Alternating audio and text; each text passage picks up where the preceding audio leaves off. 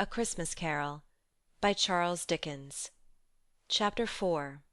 The Last of the Spirits. The phantom slowly, gravely, silently approached. When it came near him, Scrooge bent down upon his knee, for in the very air through which this spirit moved it seemed to scatter gloom and mystery. It was shrouded in a deep black garment, which concealed its head, its face, its form, and left nothing of it visible, save one outstretched hand. But for this it would have been difficult to detach its figure from the night, and separate it from the darkness by which it was surrounded. He felt that it was tall and stately when it came beside him, and that its mysterious presence filled him with a solemn dread. He knew no more, for the spirit neither spoke nor moved. "I am in the presence of the ghost of Christmas yet to come?" said Scrooge. The spirit answered not, but pointed onward with its hand. "You are about to show me shadows of the things that have not happened, but will happen in the time before us?" Scrooge pursued. "Is that so, spirit?" The upper portion of the garment was contracted for an instant in its folds, as if the spirit had inclined its head. That was the only answer he received. Although well used to ghostly company by this time, Scrooge feared the silent shape so much that his legs trembled beneath him, and he found that he could hardly stand when he prepared to follow it. The spirit paused a moment, as observing his condition, and giving him time to recover. But Scrooge was all the worse for this. It thrilled him with a vague, uncertain horror to know that behind the dusky shroud there were ghostly eyes intently fixed upon him, while he, though he stretched his own to the utmost, could see nothing but a spectral hand and one great heap of black. "Ghost of the future!" he exclaimed. "I fear you more than any spectre I have seen. But as I know your purpose is to do me good, and as I hope to live to be another man from what I was, I am prepared to bear you company, and do it with a thankful heart. Will you not speak to me?" It gave him no reply. The hand was pointed straight before them. "Lead on," said Scrooge. "lead on. The night is waning fast, and it is precious time to me, I know. Lead on, spirit." The phantom moved away as it had come towards him. Scrooge followed in the shadow of its dress, which bore him up, he thought, and carried him along. They scarcely seemed to enter the city, for the city rather seemed to spring up about them, and encompass them of its own act. But there they were, in the heart of it, on 'Change, amongst the merchants, who hurried up and down, and chinked the money in their pockets, and conversed in groups, and looked at their watches, and trifled thoughtfully with their great gold seals, and so forth, as Scrooge had seen them often. The spirit stopped beside one little knot of business men. Observing that the hand was pointed to them, Scrooge advanced to listen to their talk. "No," said a great fat man with a monstrous chin. "I don't know much about it either way. I only know he's dead." "When did he die?" inquired another. "Last night, I believe." "Why, what was the matter with him?" asked a third, taking a vast quantity of snuff out of a very large snuff-box. "I thought he'd never die." "God knows," said the first with a yawn. "What has he done with his money?" asked a red-faced gentleman with a pendulous excrescence on the end of his nose that shook like the gills of a turkey-cock. "I haven't heard," said the man with the large chin, yawning again. "Left it to his company, perhaps. He hasn't left it to me. That's all I know." This pleasantry was received with a general laugh. "It's likely to be a very cheap funeral," said the same speaker. "for upon my life I don't know of anybody to go to it. Suppose we make up a party and volunteer." "I don't mind going if a lunch is provided," observed the gentleman with the excrescence on his nose. "but I must be fed if I make one." Another laugh. "Well, I am the most disinterested among you, after all," said the first speaker.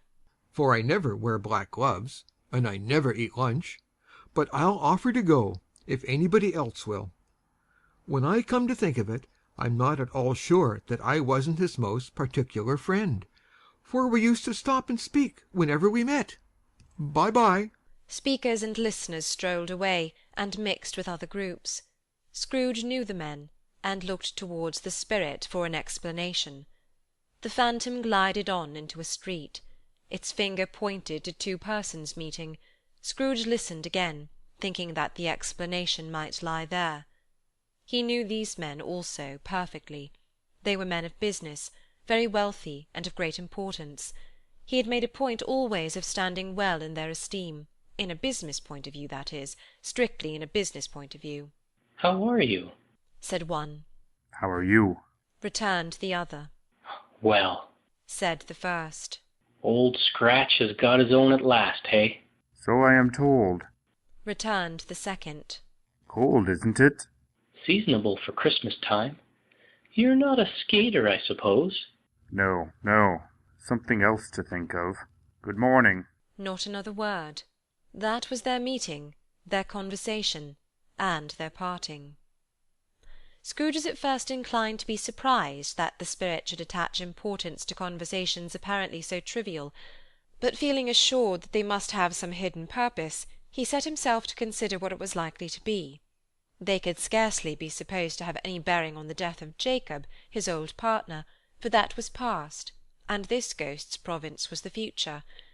Nor could he think of any one immediately connected with himself, to whom he could apply them. But nothing doubting that to whomsoever they applied, they had some latent moral for his own improvement, he resolved to treasure up every word he heard, and everything he saw, and especially to observe the shadow of himself when it appeared. For he had an expectation that the conduct of his future self would give him the clue he missed, and would render the solution of these riddles easy. He looked about in that very place for his own image, but another man stood in his accustomed corner, and though the clock pointed to his usual time of day for being there, he saw no likeness of himself among the multitudes that poured in through the porch. It gave him little surprise, however, for he had been revolving in his mind a change of life, and thought and hoped he saw his new-born resolutions carried out in this. Quiet and dark, beside him stood the phantom, with its outstretched hand. When he roused himself from his thoughtful quest, he fancied from the turn of the hand, and its situation in reference to himself, that the unseen eyes were looking at him keenly. It made him shudder, and feel very cold. They left the busy scene, and went into an obscure part of the town, where Scrooge had never penetrated before, although he recognised its situation and its bad repute. The ways were foul and narrow, the shops and houses wretched, the people half naked, drunken, slipshod, ugly.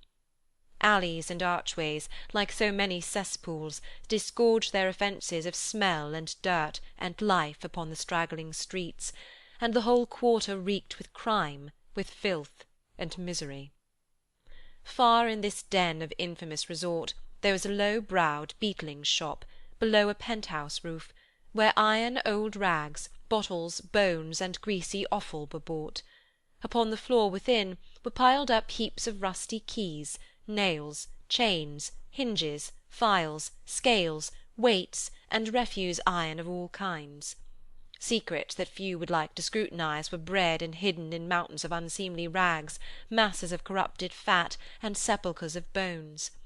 Sitting in among the wares he dealt in, by a charcoal stove made of old bricks, was a grey-haired rascal, nearly 70 years of age, who had screened himself from the cold air without by a frowsy curtaining of miscellaneous tatters hung upon a line, and smoked his pipe in all the luxury of calm retirement. Scrooge and the phantom came into the presence of this man, just as a woman with a heavy bundle slunk into the shop. But she had scarcely entered, when another woman, similarly laden, came in too, and she was closely followed by a man in faded black, who was no less startled by the sight of them than they had been upon the recognition of each other. After a short period of blank astonishment, in which the old man with the pipe had joined them, they all three burst into a laugh. "Let the charwoman alone to be the first," cried she who had entered first. "let the laundress alone to be the second, and let the undertaker's man alone to be the third. Look here, old Joe, here's a chance, if we haven't all three met here without meaning it." "You couldn't have met in a better place," said old Joe, removing his pipe from his mouth. "Come into the parlour. You were made free of it long ago, you know. and the other two ant strangers. Stop till I shut the door of the shop. Ah, how it squeaks! They ain't such a rusty bit of metal in the place as its own hinges, I believe, and I'm sure there's no such old bones here as mine. Ha ha! We're all suitable to our calling, we're well matched. Come into the parlor. Come into the parlor. The parlour was the space behind the screen of rags. The old man raked the fire together with an old stair-rod, and having trimmed his smoky lamp, for it was night, with the stem of his pipe, put it in his mouth again. While he did this, the woman who had already spoken threw her bundle on the floor, and sat down in a flaunting manner on a stool, crossing her elbows on her knees, and looking with a bold defiance at the other two. "What odds, then? What odds, Mrs. Dilber?" said the woman. "Every person has a right to take care of themselves. He always did." "That's true, indeed," said the laundress. "No man more so."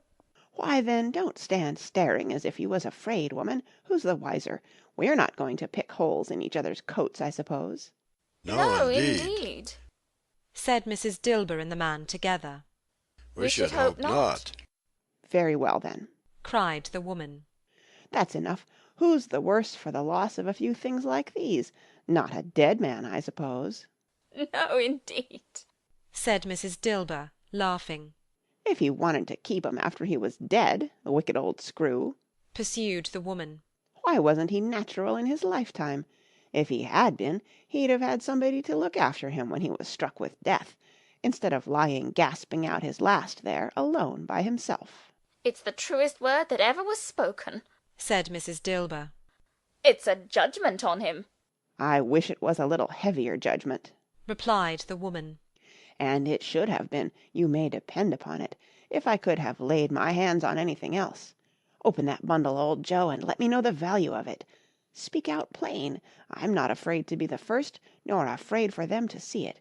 We know pretty well that we were helping ourselves before we met here, I believe. It's no sin. Open the bundle, Joe." But the gallantry of her friends would not allow of this, and the man in faded black, mounting the breach first, produced his plunder. It was not extensive. A seal or two, a pencil-case, a pair of sleeve-buttons, and a brooch of no great value were all. They were severally examined and appraised by old Joe, who chalked the sums he was disposed to give for each upon the wall, and added them up into a total when he found there was nothing more to come. That's your account, said Joe. And I wouldn't give another sixpence if I was to be boiled for not doing it. Who's next? Mrs. Dilber was next. Sheets and towels, a little wearing apparel, 2 old-fashioned silver teaspoons, a pair of sugar-tongs, and a few boots. Her account was stated on the wall in the same manner. I always give too much to ladies. It's a weakness of mine, and that's the way I ruin myself, said old Joe. That's your account. If you asked me for another penny and made it an open question, I'd repent of being so liberal and knock off half a crown. "And now undo my bundle, Joe," said the first woman. Joe went down on his knees for the greater convenience of opening it, and having unfastened a great many knots, dragged out a large and heavy roll of some dark stuff. What do you call this? said Joe. Bed curtains. "Ah!" returned the woman, laughing and leaning forward on her crossed arms. "Bed curtains." You don't mean to say you took 'em down, rings and all, with him lying there? said Joe. "Yes, I do," replied the woman. "Why not?" You were born to make your fortune, said Joe. and you'll certainly do it. "I certainly shan't hold my hand when I can get anything in it by reaching it out, for the sake of such a man as he was, I promise you, Joe," returned the woman coolly. "Don't drop that oil upon the blankets now." His blankets? asked Joe. "Whose else's do you think?" replied the woman. "He isn't likely to take cold without 'em, I dare say." I hope he didn't die of anything catching, eh? said old Joe, stopping in his work and looking up. "Don't you be afraid of that," returned the woman. "I ain't so fond of his company that I'd loiter about him for such things if he did. Ah, you may look through that shirt till your eyes ache, but you won't find a hole in it, nor a threadbare place, It's the best he had, and a fine one, too. They'd have wasted it, if it hadn't been for me." What do you call wasting of it? asked old Joe. "Putting it on him to be buried in, to be sure," replied the woman with a laugh. "Somebody was fool enough to do it, but I took it off again. If calico ain't good enough for such a purpose, it isn't good enough for anything. It's quite as becoming to the body. He can't look uglier than he did in that one." Scrooge listened to this dialogue in horror. As they sat grouped about their spoil, in the scanty light afforded by the old man's lamp, he viewed them with a detestation and disgust, which could hardly have been greater, though they had been obscene demons marketing the corpse itself. "Ha, ha!" laughed the same woman, when old Joe, producing a flannel bag with money in it, told out their several gains upon the ground. "This is the end of it, you see. He frightened every one away from him when he was alive, to profit us when he was dead. Ha, ha, ha!" Spirit, said Scrooge, shuddering from head to foot. I see, I see. The case of this unhappy man might be my own. My life tends that way now. Merciful heaven! What is this? He recoiled in terror, for the scene had changed, and now he almost touched a bed, a bare uncurtained bed, on which, beneath a ragged sheet, there lay a something covered up, which, though it was dumb, announced itself in awful language. The room was very dark, too dark to be observed with any accuracy, though Scrooge glanced round it in obedience to a secret impulse, anxious to know what kind of room it was. A pale light, rising in the outer air, fell straight upon the bed, and on it, plundered and bereft, unwatched, unwept, uncared for, was the body of this man. Scrooge glanced towards the phantom. Its steady hand was pointed to the head. The cover was so carelessly adjusted that the slightest raising of it, the motion of a finger upon Scrooge's part, would have disclosed the face. He thought of it, felt how easy it would be to do, and longed to do it, but had no more power to withdraw the veil than to dismiss the spectre at his side. O cold, cold, rigid, dreadful death!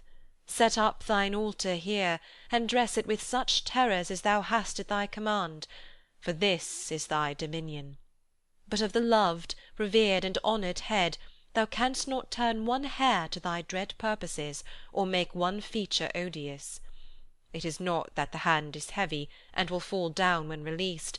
It is not that the heart and pulse are still, but that the hand was open, generous, and true, the heart brave, warm, and tender, and the pulse a man's. Strike, Shadow, strike, and see his good deeds springing from the wound, to sow the world with life immortal. No voice pronounced these words in Scrooge's ears, and yet he heard them when he looked upon the bed. He thought, if this man could be raised up now, what would be his foremost thoughts? Avarice, hard dealing, griping cares. They have brought him to a rich end truly. He lay in the dark, empty house, with not a man, a woman, or a child, to say that he was kind to me in this or that, and for the memory of one kind word I will be kind to him.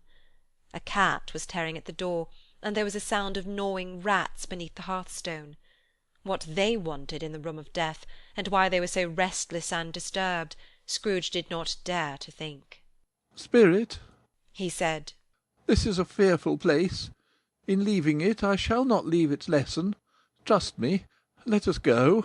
Still the ghost pointed with an unmoved finger to the head. I understand you, Scrooge returned, and would do it if I could. But I have not the power. Spirit, I have not the power. Again it seemed to look upon him. Is there any person in the town who feels emotion caused by this man's death? Said Scrooge, quite agonized. Show that person to me, Spirit, I beseech you. The phantom spread its dark robe before him for a moment, like a wing, and withdrawing it, revealed a room by daylight, where a mother and her children were. She was expecting someone, and with anxious eagerness, for she walked up and down the room, started at every sound, looked out from the window, glanced at the clock, tried, but in vain, to work with her needle, and could hardly bear the voices of the children in their play. At length the long-expected knock was heard. She hurried to the door and met her husband, a man whose face was careworn and depressed, though he was young. There was a remarkable expression in it now, a kind of serious delight of which he felt ashamed, and which he struggled to repress. He sat down to the dinner that had been hoarding for him by the fire, and when she asked him faintly what news, which was not until after a long silence, he appeared embarrassed how to answer. "Is it good?" she said. "Or bad?" To help him. "Bad," he answered. "We are quite ruined?" "No, there is hope yet, Caroline." "If he relents?" she said, amazed. "There is? Nothing is past hope if such a miracle has happened." "He is past relenting," said her husband. "He is dead." She was a mild and patient creature, if her face spoke truth, but she was thankful in her soul to hear it, and she said so, with clasped hands. She prayed forgiveness the next moment and was sorry, but the first was the emotion of her heart. "What the half-drunken woman whom I told you of last night said to me, when I tried to see him and obtain a week's delay, and what I thought was a mere excuse to avoid me, turns out to have been quite true. He was not only very ill, but dying then." "To whom will our debt be transferred?" "I don't know, but before that time we shall be ready with the money, and even though we were not, it would be a bad fortune indeed to find so merciless a creditor and his successor. We may sleep tonight with light hearts, Caroline." Yes, soften it as they would, their hearts were lighter. The children's faces, hushed and clustered round to hear what they so little understood, were brighter, and it was a happier house for this man's death. The only emotion that the ghost could show him, caused by the event, was one of pleasure. "Let me see some tenderness connected with the death," said Scrooge. "or that dark chamber spirit which we left just now will be for ever present to me." The ghost conducted him through several streets familiar to his feet, and as they went along, Scrooge looked here and there to find himself, but nowhere was he to be seen. They entered poor Bob Cratchit's house, the dwelling he had visited before, and found the mother and the children seated round the fire. Quiet, very quiet. The noisy little Cratchits were as still as statues in one corner, and sat looking up at Peter, who had a book before him. The mother and her daughters were engaged in sewing. But surely they were very quiet. "And he took a child, and set him in the midst of them." Where had Scrooge heard those words? He had not dreamed them.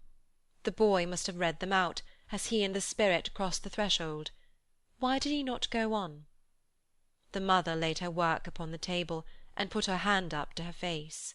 "The colour hurts my eyes," she said. The colour? Ah, poor Tiny Tim. "They're better now again," said Cratchit's wife. "It makes them weak by candlelight, and I wouldn't show weak eyes to your father when he comes home for the world. It must be near his time." "Past it, rather," Peter answered, shutting up his book. "But I think he has walked a little slower than he used these last few evenings, mother." They were very quiet again. At last she said, and in a steady, cheerful voice that only faltered once, I've known him walk with Tiny Tim upon his shoulder very fast indeed." "And so have I," cried Peter. "Often." "And so have I," exclaimed another. So had all. "But he was very light to carry," she resumed, intent upon her work. "And his father loved him so that it was no trouble. No trouble. And there is your father at the door." She hurried out to meet him, and little Bob in his comforter, he had need of it, poor fellow, came in. His tea was ready for him on the hob, and they all tried who should help him to it most. Then the two young Cratchits got upon his knees and laid, each child a little cheek against his face, as if they said, "Don't mind it, father." "Don't be grieved." Bob was very cheerful with them, and spoke pleasantly to all the family. He looked at the work upon the table, and praised the industry and speed of Mrs. Cratchit and the girls. They would be done long before Sunday, he said. "Sunday? You went to-day then, Robert?" said his wife. "Yes, my dear," returned Bob. "I wish you could have gone. It would have done you good to see how green a place it is. But you'll see it often. promised him that I would walk there on a Sunday. My little child. cried Bob.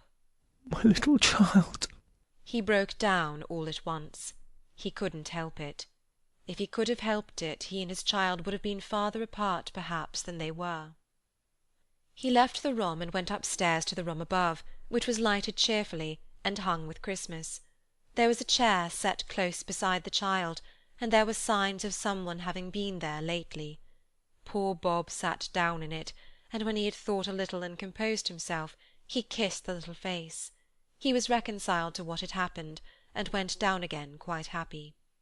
They drew about the fire and talked, the girls and mother working still. Bob told them of the extraordinary kindness of Mr. Scrooge's nephew, whom he had scarcely seen but once, and who, meeting him in the street that day, and seeing that he looked a little— "Just a little down, you know," said Bob, inquired what had happened to distress him. "On which," said Bob, "for he is the pleasantest spoken gentleman you ever heard," I told him. "I am heartily sorry for it, Mr. Cratchit," he said, "and heartily sorry for your good wife. By the by, how he ever knew that, I don't know." Knew what, my dear? "Why, that you were a good wife," replied Bob. Everybody knows that, said Peter. "Very well observed, my boy," cried Bob. "I hope they do. Heartily sorry," he said, "for your good wife. If I can be of service to you in any way," he said, giving me his card, "that's where I live. Pray come to me." Now it wasn't, cried Bob, for the sake of anything he might be able to do for us so much as his kind way that this was quite delightful. It really seemed as if he had known our Tiny Tim, and felt with us. I'm sure he's a good soul, said Mrs. Cratchit. You would be surer of it, my dear, returned Bob. If you saw and spoke to him, I shouldn't be at all surprised, mark what I say, if he got Peter a better situation. Only hear that, Peter, said Mrs. Cratchit. And then, cried one of the girls, Peter will be keeping company with someone and setting up for himself. Get along with you, retorted Peter, grinning. It's just as likely as not, said Bob. One of these days, though there's plenty of time for that, my dear. But however and whenever we part from one another, I am sure we shall none of us forget poor Tiny Tim, shall we? Or this first parting that there was amongst us. Never, father, cried they all. And I know, said Bob, I know, my dears, that when we recollect how patient and how mild he was, although he was a little child, we shall not quarrel easily amongst ourselves, and forget poor Tiny Tim in doing it. No, never, father. They all cried again. I am very happy, said little Bob. I am very happy. Mrs. Cratchit kissed him, his daughters kissed him, the two young Cratchits kissed him, and Peter and himself shook hands. Spirit of Tiny Tim, thy childish essence was from God. Spectre, said Scrooge, something informs me that our parting moment is at hand. I know it, but I know not how. Tell me, what man was that whom we saw lying dead? The ghost of Christmas yet to come conveyed him as before, though at a different time, he thought. Indeed, there seemed no order in these latter visions, save that they were in the future, into the resorts of business men, but showed him not himself.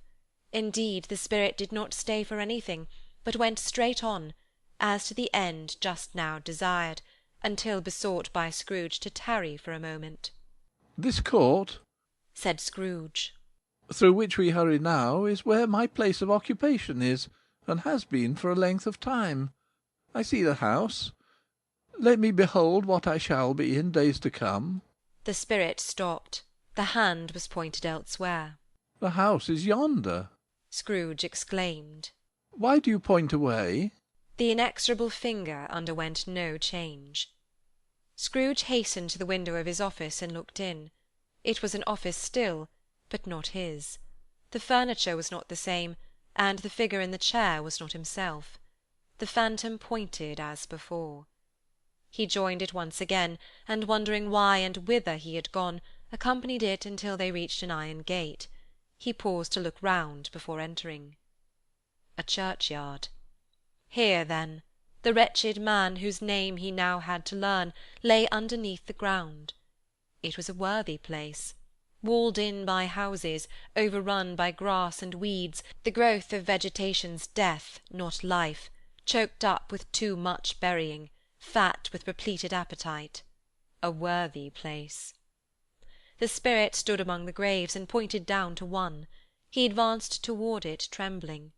The phantom was exactly as it had been, but he dreaded that he saw a new meaning in its solemn shape.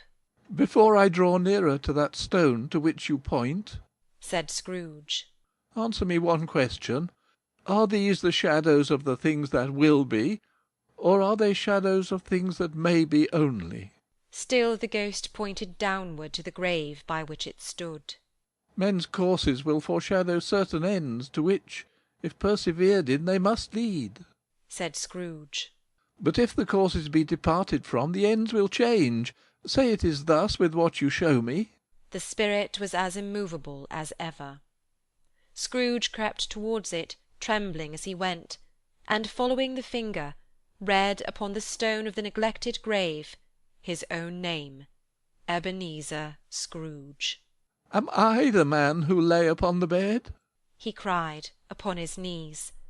The finger pointed from the grave to him, and back again.